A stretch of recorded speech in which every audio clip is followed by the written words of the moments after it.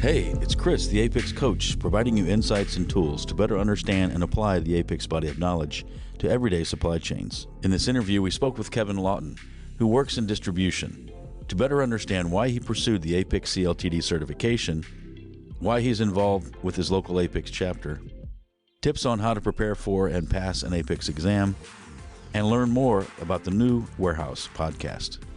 It all sounds pretty boring, so let's see if Kevin can prove me wrong. Kevin, congratulations on recently passing the APICS CLTD exam, and thanks for sharing your experiences with us. Hopefully others can listen to this podcast and either develop confidence in sitting for an APICS exam, develop a solid study plan, or possibly both. Definitely. Thanks for the opportunity to be on the show. Happy we could finally connect. I know we've been going back and forth, so definitely happy to be here and definitely happy to help other individuals interested in APICS and interested in APICS CLTD as well. So Kevin, let's take a few minutes just to discuss why you wanted the CLTD certification and kind of the things you did to help prepare for the exam. But before we get to that level, let's just start with your why. Why did you want the APICS certification and specifically CLTD? I'm working currently, I guess, in logistics distribution, and I have been for about 8 years now, but I never had, I guess, any type of supply chain related education before. I went to college, I went to Rider University, but I went for entrepreneurial studies. And I guess getting into this industry was never really, I guess that wasn't my vision at the time. And then I happened to fall into actually a temp position when I got out of school. I needed a job and had a connection somewhere, and they said, I have this temporary position in inventory control. Why don't you try it out? And so I did, and here I am 8 years later, I guess. But at some point during that, I decided, I guess I got over the whole thing of oh my God, I'm so exhausted from learning so much at college. And then actually I stayed for graduate school as well and got my MBA right after. So I was kind of schooled out, I guess. And so maybe a couple years later, I decided maybe I should get some kind of education in this. So I started looking around, seeing what's out there.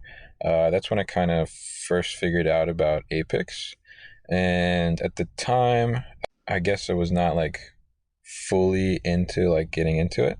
I was reading about it, kind of seeing what else was out there, what other type of certifications, maybe do I want to take classes at college again, kind of weighing back and forth. And in between, I was working at my job, a couple of different pretty involved projects, which was eating up a lot of time. So I didn't really have the extra time at the moment to do something. But then I got the opportunity to have an opening. So I started to look at APICS again. And CLTD was now a certification. Actually, when I first started looking at APICS, CLTD was not an option. So CLTD actually came up. I think it's about 3 years old now, I think, right?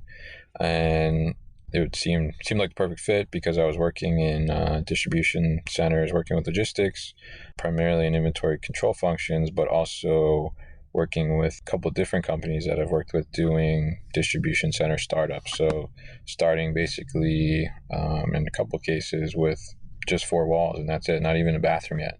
And then seeing the whole project through and getting all the inventory in there, getting all training done and all the standardized work, all those different types of things. So I wanted to kind of expand my knowledge in the area, not just in, I guess, getting real in the field training and education from basically just doing it, but getting some kind of, I guess, theory behind it as well, and kind of expanding on that knowledge and maybe touching on some things that I didn't have the opportunity to touch on in my actual job yet. And I think, I just wanted to do that and kind of use that and maybe take that to the next level. And then I also was looking to get involved in APICS in general as well. So I think that's really the why of why I wanted to get the CLTD.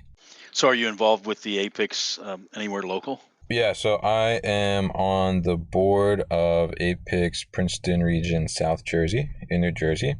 I am the VP of Employment, which means I'm in charge of our local job board that we have.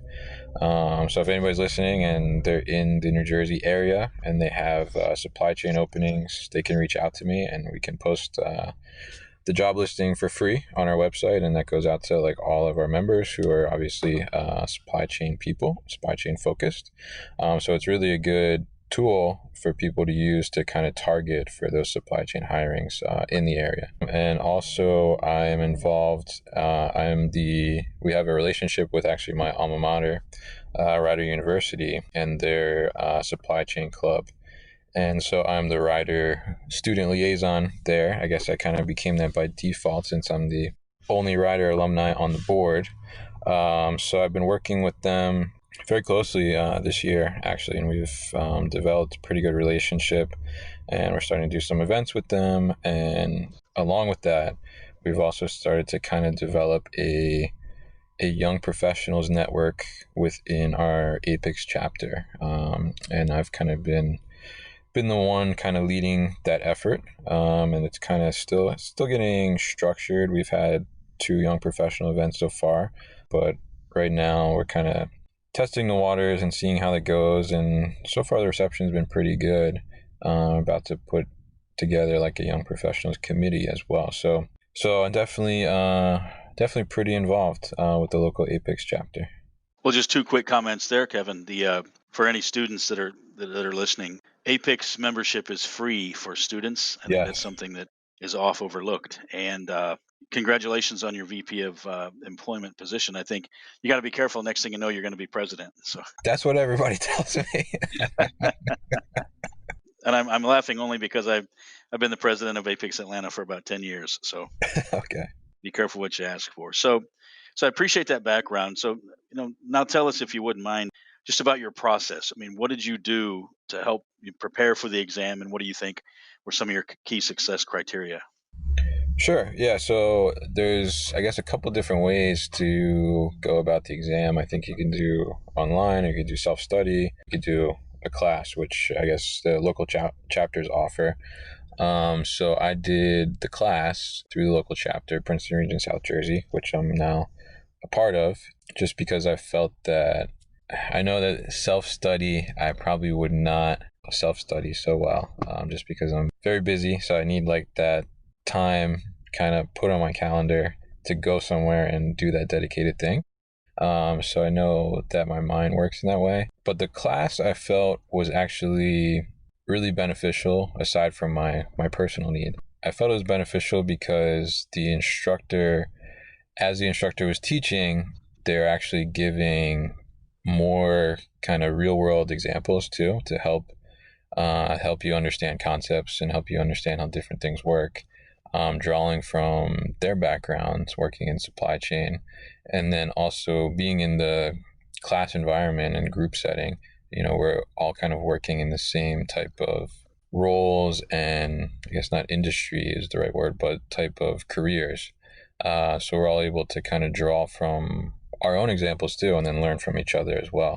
Doing that and getting those type of examples, I think that helped me prepare a lot, because there's one thing to, I guess, learn the definition of everything and learn the theory, but really learning it, I think, means that you can now apply those. So being able to kind of apply them to things that I've been through, or hear how other people can apply them to things they've been through, that really helped to kind of solidify the understanding. And then going from that, then with the class, what really helped me, I think, is the online learning tools. I mean, the flashcards they have on there built in is great. And then just overall, the quizzes, I think, were really, really a big help, because you can read the chapter, and a lot of the chapters are very lengthy and the modules are lengthy. I think it's like 5 books. So it's a lot of material. And being able to kind of go take the quiz and then kind of see right after you read the chapter, how much did you retain, and what do you kind of maybe need to go back and reread, and then kind of, maybe a week or 2 later going back and doing the quiz again just to see what you remember and what you should go back and kind of refresh on again. I found those tools probably the most helpful of all. The quizzes were really well put together, and I think a lot of the questions, especially the wording, is a little tricky, I think. And, as we were going through it as a class, we are all kind of saying, like, yeah, the wording kind of throws you off on some of the questions. So the quizzes being worded in the way that the actual exam kind of that was really helpful to kind of get used to, I guess, the APICS language or the APICS way of phrasing questions. When I'm teaching class, I tell people you don't look for what the right answer is. Look for what APICS says is the right answer. So, Yeah, that's pretty much along the lines what my instructor was saying too. well, and that's what it is. It's a standard. So you have to have some, right, wrong, or indifferent. You got to Right. have one governing body saying this is what it is, and then until it changes, I think it's a great approach. So you took a class. That's good. How much time do you estimate you invested between the class and reading and things? A long time. It was like 6 months or 6 days. So I took the class, I guess it started in February of last year and finished in May. I think it was about 12 or 13 weeks, one night a week for 3 hours. In between the classes, reading the chapters. So that was probably, depending on the chapter, probably like 1.5 to 3 hours, depending on the length of the chapter, in between classes. And then after the class was done, I did start to study, and then had an issue with my son got sick, so I kind of put the studying on hold, and then picked it back up in November, and that's really when I got hardcore about the studying. I had scheduled my exam. It's like the first week of December, so I knew that I would have some time off around Thanksgiving, so I could really kind of concentrate on focusing on the study for those couple days. And so, I mean, overall, without that little break in between, probably about 6 months was the span of time invested. In terms of hours, I mean, I don't know if I could quantify it as a decent amount of hours. Yeah. Because you can do self-study. So we always present that as an option to anybody that calls us. The classes are beneficial because, as I said, I mean, I think I give people the option. I said, look, what the class does is it provides you the structure, pretty much mirroring what you just said, Kevin, is Yeah. gives you the structure. And I try to tell people it also gives you that burning platform. Like, okay, I know Saturday I got to be at the class and I got to make it sound like I know what I'm talking about, that kind of thing. So I think sometimes it gives people that discipline. Definitely. Yeah. Yeah. I think if I did self study and I had like a long day at work or something, I would be like, well, I can study tomorrow. And then, but even if I have a long day at work, I'm like, I know I got to be at the class at 6 o'clock. So I'm going to be there. So I think that definitely helps. The online portion that you referenced, I tell people that in my experience, that's world class. I mean, I've seen companies that have learning systems that aren't as good as what this is. So Yeah. it's one of the best I've seen. I mean, it's got examples and case studies, and as you mentioned, quizzes, flashcards. It's got everything. So, and it also there are about 450 to 600 other practice questions. Did you invest a lot of time with the practice questions? You're referencing the ones in the books? Yeah, like now the ones at the end of the learning sessions, like there's practice pre-test, post-test, practice exams, online study tools, and questions that you can answer. Yeah, yeah. So in the book questions, we would do those as a class after the instructor went through his presentation on the chapter. Then on my own, I would do the chapter quizzes that were online, and then I would also do the practice quizzes and exams that you were talking about as well. Hmm. And like I said before, I found those like super helpful because not only not only because you kind of get an idea of where you're strongest and maybe where you're weakest, so you can kind of concentrate on that module a little more, and it also gives you that feel for the way the questions are worded. So without getting into anything specific around exam questions, is there any topics or any words that you could give somebody that wants to sit for the exam? Maybe what should they be studying, like Incoterms or bull whips or anything like that people should be really focused in on? I mean, definitely go terms. Bullwhip definitely was on there. The one thing actually that I was most surprised about with the exam was I was expecting there to be more questions around the formulas, but I found when I took it that there were not so many. So I did kind of spend a lot of time focusing on a lot of the formulas, just trying to memorize them and get them down. But I found that a lot of the ones that I had kind of concentrated on, they never really came up. Trying to remember, I think there was a lot that I felt were on like the global logistics. Definitely, there were a lot of questions focused on that. I think that was the one thing I walked away and I said like, oh wow, there was a lot. I think it was module 6, I want to say, was global. But that's really where I felt a lot of it was concentrated. But I think a lot of it is the terms and like knowing what the terms mean, because some of the answers, the definition of the term can kind of lead you to the answer. I've been teaching for a while. I tell everybody it's pretty much it's all about the terms. It's what Yeah. does APICS say the terms. From your experience, was it the exam harder, easier, or kind of what you expected in terms of once you were done studying? I think it was about what I expected, and I definitely didn't expect it to be easy. So it was definitely some difficulty to it. But I mean, the amount of studying and time I put into it, I think was definitely paid off and was worth it. I rescheduled the exam like once actually because I felt like I was not quite there yet, and I'm happy that I did because I definitely found the exam to be difficult overall. And just for the listeners, so you had to pay a fee to reschedule. Is that correct? Yes, I think it was like $45 or something like that. I talk to students about that all the time. I said, make sure you're ready, but I don't want any hidden fees. I felt it was worth it to reschedule at the time. I just didn't feel like I was quite there yet. So, and the cost to retake the exam obviously is much greater than $45. So I felt that there definitely is a degree of difficulty to it, but if you put the time in to study, I think you can definitely get it. So, Kevin, I appreciate that time. So, as we wrap down on the APICS topic, if somebody came to you in your chapter and said, I'm thinking about this APICS exam, how can I, what are some points you can give me to succeed? Is there anything that we haven't touched upon you want to wrap up with? Yeah, I mean, I think the one thing is that when you look at the APICS exam and this overall certification, there's tons and tons of certifications out there. A lot of them are pretty quick, right? There's all these 1-day certifications and online quick courses and stuff, but this one it's heavily involved and there's a lot of material to cover, which is a good thing in the sense that it really gives you a lot of depth into, in this case, logistics, transportation, and distribution, which is good because you learn a lot.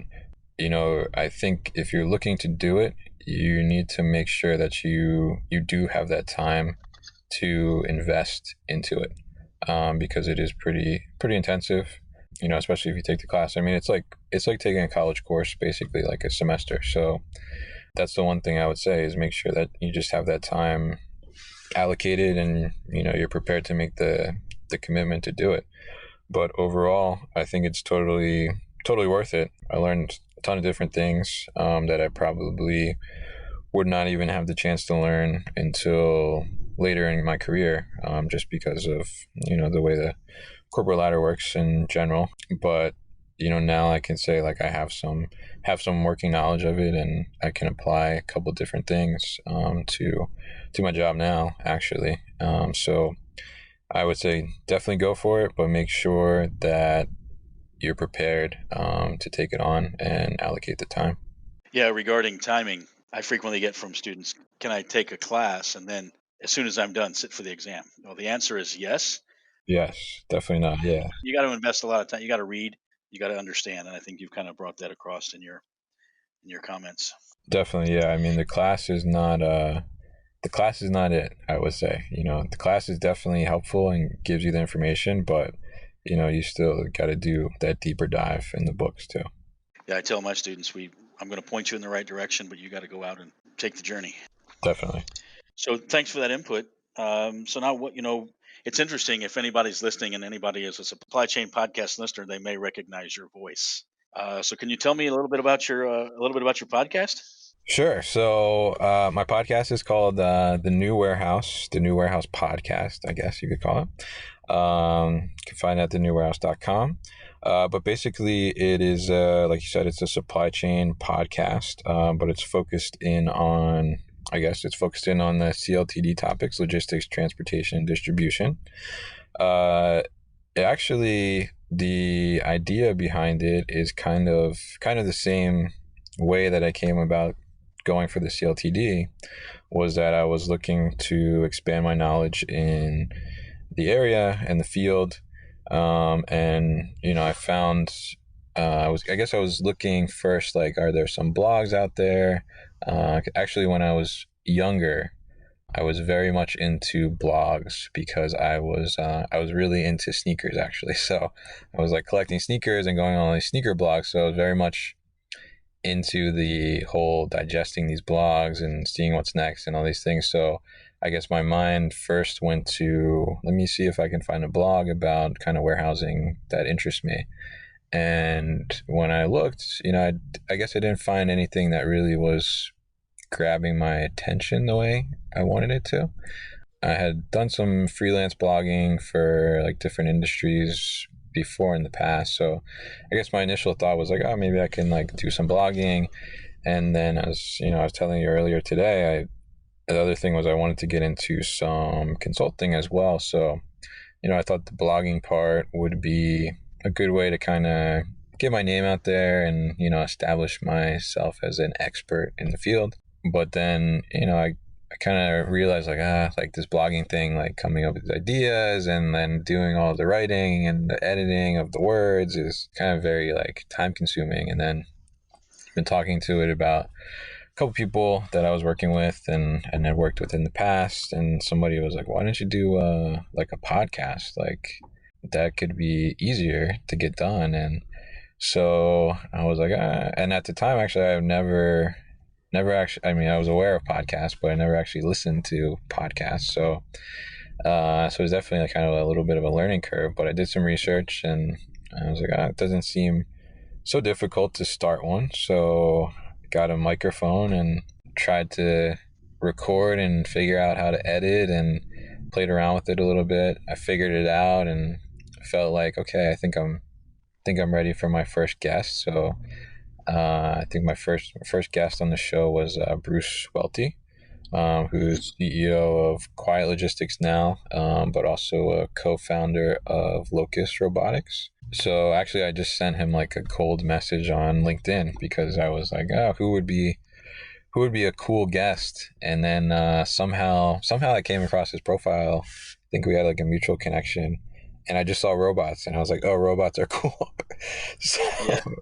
So that could be a cool episode. So yeah, so I did that, and then kind of quickly took off from there. Someone like threw out the idea of going to ProMat and doing interviews there last year. So I reached out to MHI and the ProMat organizers, and I was just like, is it possible to do? I didn't even really know what I was asking for. I was like, can I do some like press coverage or something? I didn't know how any of this stuff works. So they were like, yeah, and they gave me press pass, and so I came, and I think there I did about 40 or 41 interviews. I was just there for like 3 days, and I just had like a handheld recorder, and I was just like going from like booth to booth to booth to booth, just getting all these interviews. And I think from there is where it really kind of started to take off. And now it's been, I think actually next week, which is the second week in March, will be a year since I started it. And it's definitely, I think, gained some traction, and it's cool to see, I guess, people reacting to it. I guess, my whole intention with it was just to, I guess, kind of provide some kind of platform where, People from the industry can come and listen or come and share kind of some insights and ideas to what's really happening in distribution and logistics in the warehousing space in terms of, just what is happening. And also, it's been kind of leaning a lot towards technology, I think, just because just in this time period right now, there's so much technology that's just growing and making leaps and bounds in our industry. So that's kind of really how the whole thing came about and how kind of got to where I am now. It's high quality. I mean, I'm a listener. It's high quality, Thank you. and you sound very professional. And I'm obviously an APICS fan, and I think it does deliver, as you said, kind of the blocking and tackling around what's happening in the world of CLTD. So I appreciate what you're doing there. Now, how can people listen to it, or where do they find it again? Sure. So they can go to the website, thenewwarehouse.com, directly, and the episodes are posted there. There's also a blog post that goes with every episode, so there's more information there. But you can also find it on Apple Podcasts, Google Music, Spotify, Stitcher, TuneIn. Now we're on as well. Basically, I don't know, anywhere you can find a podcast, you can probably find it there. If there's somewhere that a listener likes to listen to their podcast and it is not there, they can just email me, kevin@thenewwarehouse.com, and I will do everything I can to get it on that one for you. Kevin at the New Warehouse, .com. thenewwarehouse.com. Yes. I'm writing That's this down like I'm listening. Good. So you're up to as we ramp down. You said you've been doing it for a year. What are you up to? 50 episodes now, or Just as we're recording this today, episode 52 released. So we 52? actually, yeah, so the beginning just really do episodes every Monday morning. Now we are kind of expanding it a little bit, and we're going to try and do Monday and Wednesdays as well, which we just kind of started last week. And I think coming out of Modex, we'll have a ton of content. So we'll be able to kind of give 2 episodes a week. Based on the numbers, that's about once a week. So that seems like a lot of work, Kevin. Yeah, it's been a little crazy because, as you know, I work in the distribution world during the day as well. So this has kind of been like a side thing. But I think that I really enjoy it, and I think it's fun. And I guess to hear the feedback and get the emails from people saying that they're a listener, like you just said, as a listener, and for people to actually get some value out of it, I think kind of is the motivation to get it done. But I will say, that Monday morning episode, I'm probably finishing up at about 12 o'clock Sunday nights. It's definitely an undertaking, but I think it's worth it. And it's been a ton of fun, not only doing it and producing it, but also just connecting with so many different people from the industry, and then learning from it as well myself, because I'm learning about technologies that maybe I don't even know if I'd have the opportunity to even get involved with, because it's dependent on what the company that I work for wants to do. So it's getting really a kind of broad perspective on all the different things that are happening out there, and it's pretty amazing what's happening in this space. It is, and that's one thing you highlighted as a fellow podcaster. I'm learning right along as I'm listening or helping develop Right. the podcast. So that's a key point. So anything that we're going to wrap down with that I didn't ask, you want to highlight, or you're okay? No, I don't think so. I mean, I would say listen to the podcast, and if you have any questions on CLTD as well, I'm available to answer those. You can email me, same email, kevin@thenewwarehouse.com, and very active on LinkedIn, so you can find me on there as well. Just search for Kevin Lawton. That's Lawton. And you can also like the New Warehouse on LinkedIn, and follow us on Instagram and Twitter as well. Well, Kevin, again, congratulations and thanks for sharing. And I look forward to watching your success.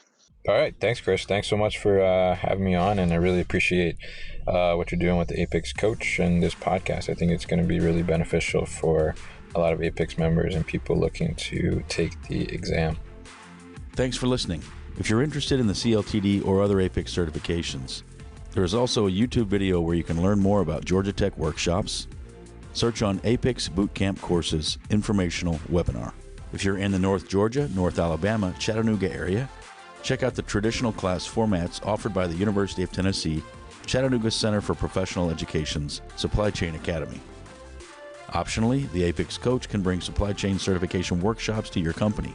Just send a note to chris@apicscoach.com. And remember, supply chain is boring.